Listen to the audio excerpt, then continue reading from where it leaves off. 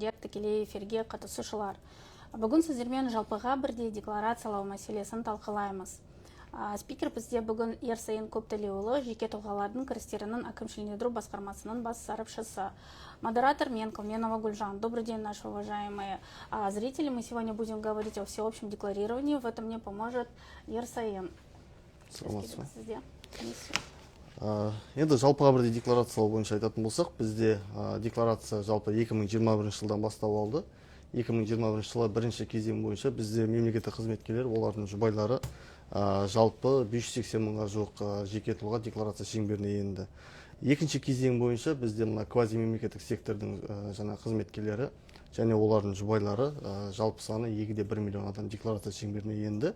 Алдыңғы жылы, яғни 2024 жылы бізде бизнес өкілдері кірді. Олар дара кәсіпкерлер, заң тұлғалардың басшылары, құрылтайшылары және олардың жұбайлары. Олардың саны жалпы 2,1 миллион адамды құрады. Енді биылғы жылы бізде 4-ші кезең бастап алу керек болған. 4-ші кезеңде бізде Қазақстан Республикасының азаматтары, яғни кәмелет жастан асқан, 18 жастан асқан Қазақстан Республикасының азаматтары жалпы көлемі 8 миллионға жуық адам декларация шеңберіне кіру керек болған. Бірақ енді өздеріңізге белгілі, бізде мемлекет басшысының тапсырмасы берілді. Осы жаңағы бірінші ауыл шаруашылық форумында айтылды.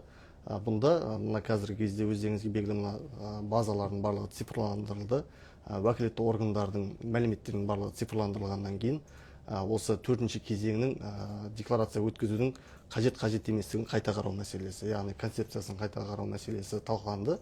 Осыған байланысты мына Қаржы министрлігі, мемлекеттік кірістер комитеті осы 4-ші кезең декларанттарын декларациядан босату бойынша бірнеше заңдарға өзгерістер мен толықтырулар енгізу мәселесін қарастырылып жатыр, яғни түзетулер.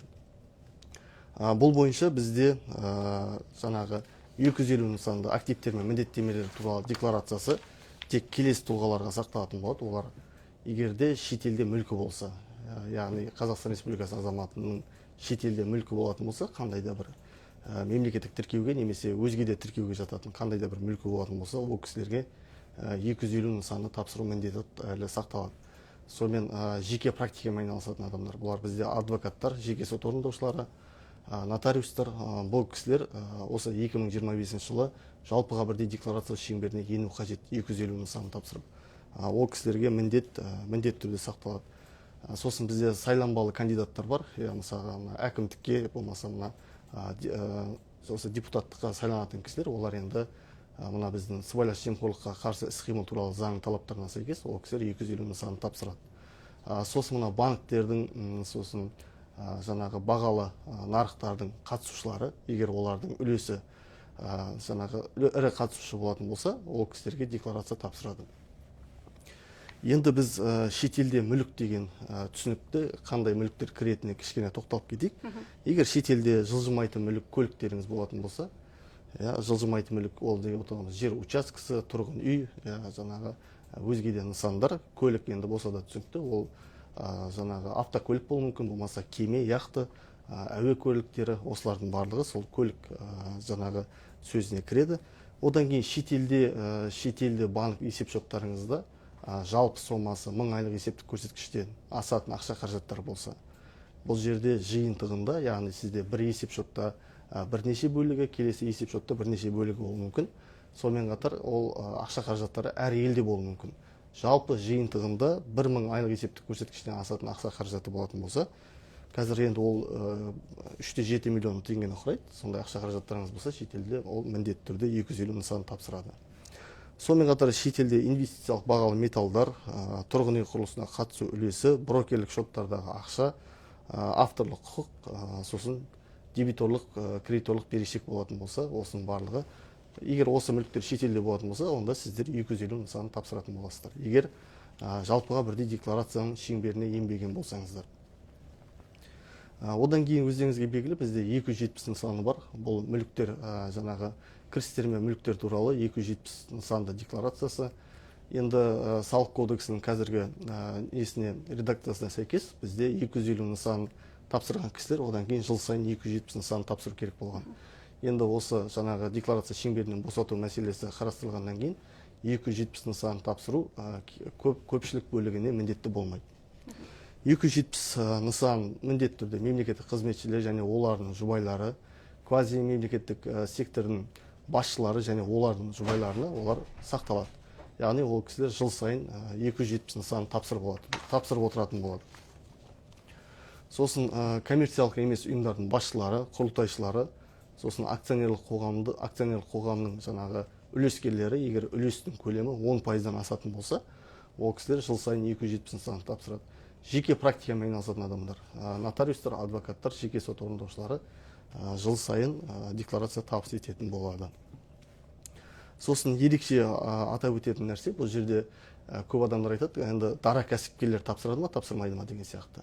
Бұл жерде бізде егер дара кәсіпкердің шетелде мүлкі болмайтын болса, жаңа жоғарыда айтқандай шетелде мүліктері болмайтын болса, дара кәсіпкерлер жыл сайынғы декларация тапсырудан босатылады.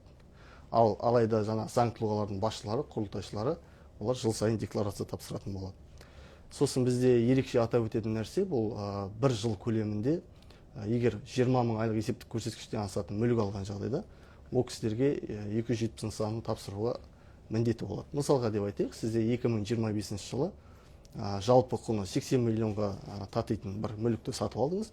Демек, сіз 2026 жылы 270 нысанын тапсырасыз, және сатып алған мүліктің бағасын және сол ақша қаражаттарының жаңағы шығу тарихын, яғни ол ақша шығынның табысты растайды, яғни қандай кірісіне алғандығын растайды. Бұл 270 нысанына байланысты. Енді бұл ерекше атап өту керек, бұл әлі де бізде енді қаралып жатқан нәрсе, қазіргі таңда бұл мемлекеттік органдармен келісілді. Енді алдағы уақытта бұл Қазақстан Республикасының парламентінің мәжілісінде қаралатын болады.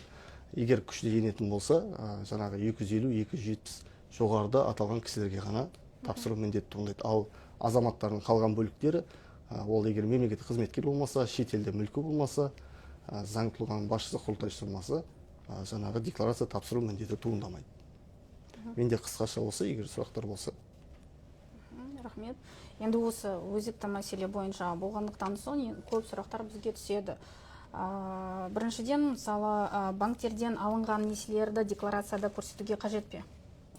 Жоқ, ол банкпен бізде банктермен, екінші деңгейлі банктермен мәліметтер алынатын болғандықтан оны көрсету қажеттілігі жоқ. Оны біз бұрыннан да айтып келе жатырмыз. Жаңа концепция бойынша да банк алдындағы қарыздарыңыз болмаса банкте сақталған Қазақстан Республикасындағы деп айтайын, Қазақстан Республикасында банк шотта, есеп шоттарыңызда ақша қаражаттары туралы мәліметті көрсетпейсіз. Ал егер шетелдегі банк шоттарында болса, оны міндетті түрде көрсетесіз. Енді бізге осындай сұрақтар түседі. Мысалы, осы 2024 жылда ИП ашып едім. 250 немесе 270 нысана декларация тапсыру қажет пе?